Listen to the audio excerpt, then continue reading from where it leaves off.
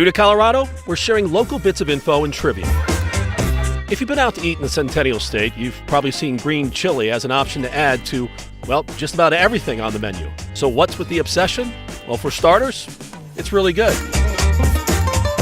It's a thick, spicy soup and green chili peppers as the main ingredient.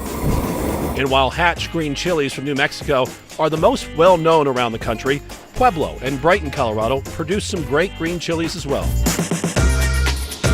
The chili almost always has pork as well and goes great on top of fries, burritos, burgers. It can also be just as delicious by itself. Looking for the best green chili in Denver?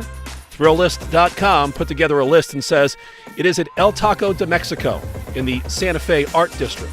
We'll be right back.